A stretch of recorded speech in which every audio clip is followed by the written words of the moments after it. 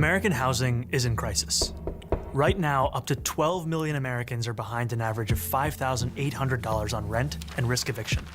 With eviction moratoriums soon to expire, we're facing an unprecedented wave of evictions and foreclosures that will crash straight into millions of struggling families across the country. But the truth is, this crisis didn't begin with the pandemic.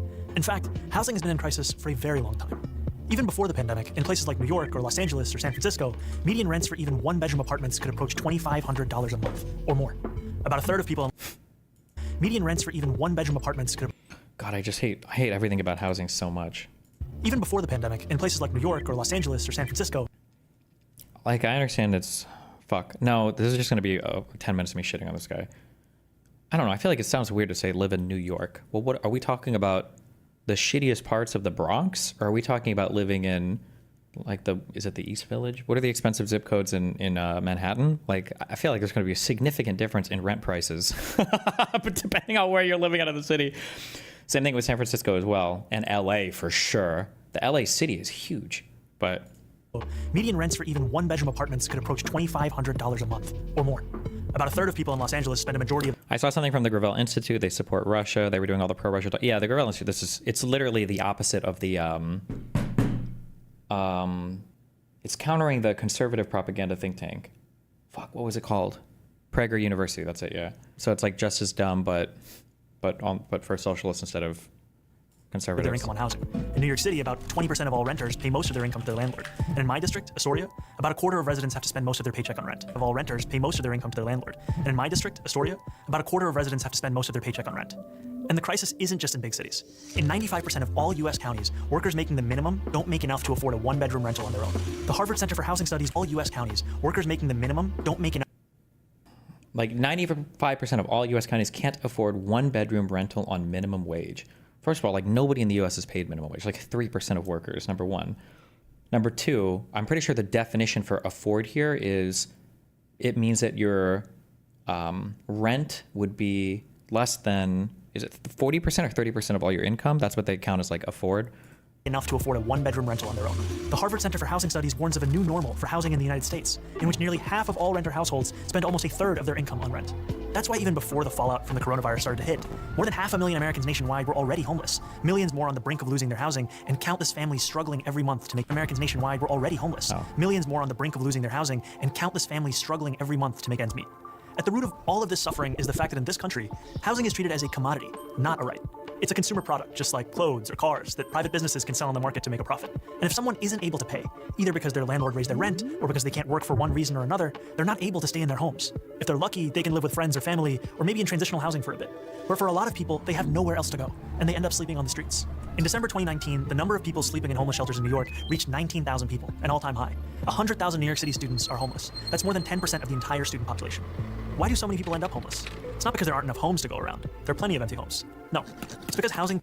I'm curious what their definition of homeless is there. People have a lot of different definitions for a lot of different things, but. People is not the primary goal of developers or landlords. Their goal, simply put, is to make a profit. And it's much more profitable to build luxury apartments for the rich than decent homes for the poor. This gives us a big shortage of homes for ordinary working people. For every 100 households that are extremely low income, if that's true, then why does anybody build any ordinary housing anywhere ever? Wouldn't all the housing all over the entire country just all be luxury housing? Like, there are only 36 affordable and available homes. As a result, we have plenty of housing for the rich, but poor and working class people don't have nearly available homes. Ordinary working people. For every 100 households that are extremely low income, there are only 36 affordable and available homes. As a result, we have plenty of housing for the rich, but poor and working class people don't have nearly enough on the market. So we have people scrounging to make ends meet or sleeping on the streets right below luxury condos and uninhabited apartments. This is a terrible way to organize a housing market. It might be like there are not that many uninhabited places in LA, San Francisco, and New York City, but profitable for landlords and developers, but it's not efficient or beneficial for the rest of society. In fact, housing doesn't have to be seen as a market at all. In other countries, housing is considered a fundamental right, like education or healthcare. That means the government goes to significant lengths to guarantee everyone has a home, and the market plays a much smaller role in the construction and distribution of housing. So let's hop across the pond and about 100 years back in time to take a look at just one example of how an alternative housing model got started in beautiful red Vienna.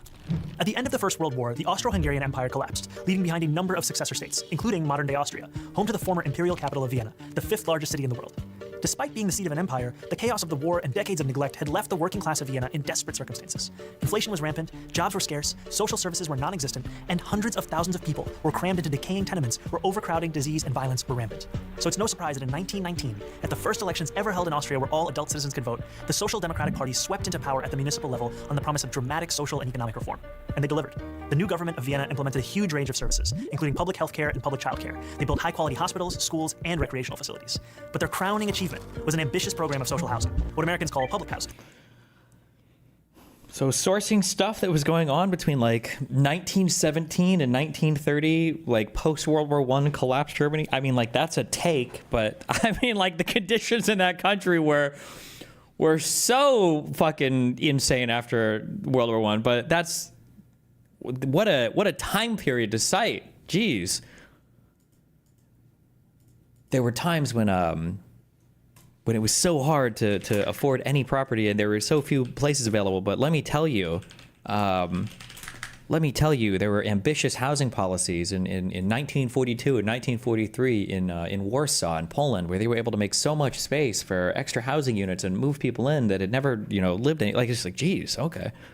That began in 1923 and saw 60,000 new apartments constructed in the first year of its existence, built by the government and financed by taxes on the rich. But these weren't the kinds of apartments you might picture when you think of public housing in the United States. Drab, high-rises plagued by chronic neglect and underinvestment. Residents could enjoy leafy courtyards, wide open spaces, and plenty of natural light.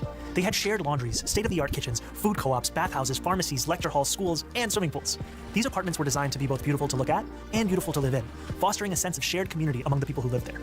And the best part was that because the city didn't have to worry about making a profit, just about paying off their maintenance costs, these homes were both much nicer and much cheaper than what workers had previously known. In 1926, the average rent in Viennese social housing was about just 4% of a monthly wage. The first 15 years after Austrian independence saw its capital average rent in Viennese social housing was about just 4% of a monthly wage. The first 15 years after Austrian independence saw its capital transform from a symbol of urban blight into a beacon of socialist governance. It became known as Red Vienna, after the official color of the socialists who had piped urban blight into 4% of a monthly wage. The first 15 years after Austrian independence saw its capital transform from a symbol of urban blight into a beacon of socialist governance. It became known as Red Vienna, after the official color of the socialists who had pioneered these changes. And even though Red Vienna fell in 1934 when the country was seized by fascists, who did what they could to roll back social housing, that commitment to good, cheap housing remained after the Second World War. I don't know. Okay, that's just... Today, an astonishing 62% of all city residents live in social housing, with the average monthly rent falling somewhere between $400 and $600 a month, with subsidies for lower-income tenants. That is a fraction of what people in America pay. Unlike in the United States, where public housing is treated as a worst-case way to house the very poor, Vienna's social... It is still going strong. The Seestadt in Vienna is the current big push for new buildings. Sure, but like, let's say I want to go move to Vienna. How long would it take me to find an apartment to move into? Housing residents are extremely diverse. Everyone except the top fifth of the population is eligible to live in social housing. This means there's broad appeal across many segments of society, which creates the foundation for its political popularity. That is how the majority of people in Vienna enjoy something that's considered almost utopian here in New York. Affordable housing that isn't just cheap, but desirable. Housing that isn't just four walls and a roof, but a real home, with a sense of stability, safety, and community built in. Now, of course, this is only one example of an alternative framework for housing, and Vienna has not fully removed housing from the domain of the market. Residents still pay part of their earnings in rent to cover operational costs, and a sizable chunk of the population lives in private housing. But it's an actually existing alternative that shows... Can you explain the issue, bro? I don't understand. There is... The issue is that there are problems that exist in society, and I don't know if it's because the people that talk about the problems aren't the people who are experiencing them, or if it's just other things going on, social media or whatever. There are problems in society. There are some very easy and obvious ways to counter those problems, but nobody really wants to explore those because they're not very ideologically sexy. So instead, people are taking all of, and because of that, like nobody actually works on the problems, and then people just want to sidestep into all of these like very ideologically sexy ways to talk about the problems, even though these ways are retarded and they will never fix any of these problems at all. And that's, I don't know, I feel like we're kind of circling the drain on that right now, but shows us what a step toward a better... I mean, we've been doing that for like the past like 5 or 10 years. ...world could look like. If we want to end the housing crisis, the solution has to be moving toward the full decommodification of housing. In other words, moving away from the status quo, in which most people access housing by purchasing it on the market, and toward a future where we guarantee high-quality housing to all as a human right. So how can we do it? We can start by making sure people who access housing on the private market have ironclad protections against abuse. Okay, so you're stumbling into the joke that I just made, I stand fleet. You said, this literally doesn't make sense. If someone is only spending 4% of their income for an apartment a block away from downtown, why can't I just spend 10% of mine to outbid them and move downtown so I don't have to commute to work? Do they literally not allow bidding? That was the joke I was going to say. Well, how long would it take me to find an apartment here? One of the biggest problems with rent-controlled units and stuff is that it causes a low amount of, would it be low friction? No, it would be very high friction for a lot of these markets, and you literally can never move in. But people not being able to move into an area are not seen as like it's a, I don't know how to explain this. It's not a problem that anybody can see, because what are you talking about? You're talking about a person that doesn't exist. They didn't even move there. But for the people that are there and they can inherit the benefits of having like rent stabilization, rent control and everything, those people obviously are having a huge surplus to their existence. So those people are happy with it. So when it comes to things like rent stabilization and rent control, the winners of that policy are incredibly obvious. And the losers are either people that nobody likes, like, building owners, landlords or whatever, or people that aren't there, like people who could otherwise move into the city and live there. And exploitation. But to go further toward the Vienna model, we'll have to go beyond the market. We can establish community land trusts to gradually buy up housing on the private market and convert it to community ownership. We can give tenants a right of first refusal to buy out their landlords when buildings go up for sale. And we can fully commit to a new era of social housing, ending subsidies for luxury housing development and using our wealth to build beautiful, high-quality social housing projects that offer good homes and strong communities to everyone. We won't decommodify housing overnight, but we know what we have to do, and we have history to guide us. And we know how we'll get there, through a movement of the multiracial working class organizing for the better world we know is possible. And we've already begun. I'm Zohran Mamdani, Assemblyman for New York's 36th Assembly District in Astoria, Queens, for the Gravel Institute. Wow. But don't we want people staying in homes and building communities over long periods of time? I lean towards no on that. The idea that I just don't think it's a workable or realistic policy. I guess I would have to look to history and other places to see if that's ever worked. Where like if you live in some place, then like your entire future progeny like needs to be there forever and ever. Oh man, it just seems like an unworkable way to build economically prosperous places. If rent controls are so stupid, why are they implemented widely across Europe? Are all these governments stupid? No, the governments are democratic, and the people that live in an area tend to vote for rent controls. But I mean, there's been a ton of studies published on rent control impacts in a lot of European cities. The last big ones I think were Berlin, and I mean it kind of fucks shit up. And all the problems that I'm talking about exist in those cities. Like, it's very, very, very, very, very hard to find new apartments in highly rent stabilized or highly rent controlled areas. But consistency in cities is key for economic growth. No? What do you mean by consistency? Having the same person living from birth to death? No. I think the important thing is to have people sorting themselves out in the most appropriate places for them to live is probably the most important thing. What is your idea to deal with homelessness then? You don't believe in housing them through the government? Homelessness is that's a whole separate conversation than affordable housing. These are two totally different things. That's fine. Could you answer the question? Do you believe in using the state to solve homelessness? I'm walking you somewhere. Why don't you just whatever boring point you're about to make, I've probably heard a million times. Why not just get to the point? It's not two totally different things. You spoke about the winners/losers in social housing. Who are the winners and losers of our current housing? Dude, shut the fuck up. You're so fucking retarded. Go actually talk to or see or meet homeless people ever in your entire fucking life. There are tons of, the stratification of different types of homeless people is a way different thing than I can't afford to live in the most expensive cities in the fucking world and now I'm fucking homeless. If you want to solve homelessness, that's a whole political project that you have to commit to that it needs a top-down approach to actually house these people. It requires a lot of money. It requires not just money, but it requires a commitment from people with different skill sets. It requires a lot of political will to do something, and it requires a much different approach than just giving somebody a house, right? If you give a fucking crack-addicted, schizophrenic dude an apartment to live in, he's gonna trash it, strip the copper out of the walls, and then sell it and go kill himself on the street, right? It's a totally different type of problem to solve, the crazy homelessness stuff versus making sure that people have affordable places to live, or that people can afford to live in places without having to spend 90% of their fucking paycheck on their apartments. These are totally different problems. Having affordable housing, having affordable place for people to live versus solving homelessness. You're so rich. You're the type of person who's being poor in America means that you have to skip every other meal. You can't afford to eat dinner. It's there's no food for whoa. Very good study to cite for rent control. Nobody that advocates for rent control gives a fuck about any of the research on rent control. It's literally a waste of fucking time. It's a waste of time to talk about the research on it. New York City spent $1 million on an apartment next to me. They put a guy that uses crack there. He was finally moved. The apartment was completely trashed. It's just not possible to pay probably $20K in damages a year. It's not so much, I'm not saying they shouldn't have homes. I'm just saying that if you want to solve issues with people with drug addiction or mental health, it has to be a top-down approach to their lives. And it's a whole project And anybody that's had somebody with a severe drug addiction or mental illness in their life knows this. You can't just give them money or give them a place to live and everything's going to fix itself. They won't even be on the track to fixing themselves. It's a whole ass project. The real difficult problem, the real issue, and you know what? If somebody wants to do something in a city, I would be in favor of just the experiment, is making it easier to remove the rights from people that have severe mental illness issues. Because honestly, one of the saddest and biggest issues, this is a thing that you either get or you've never experienced anybody in your life like this before, and so it sounds crazy. But one of the hardest and saddest things to deal with is that adults can't be forced to get help. And they will spiral and they will destroy their lives. There's nothing at all that anybody can do about it.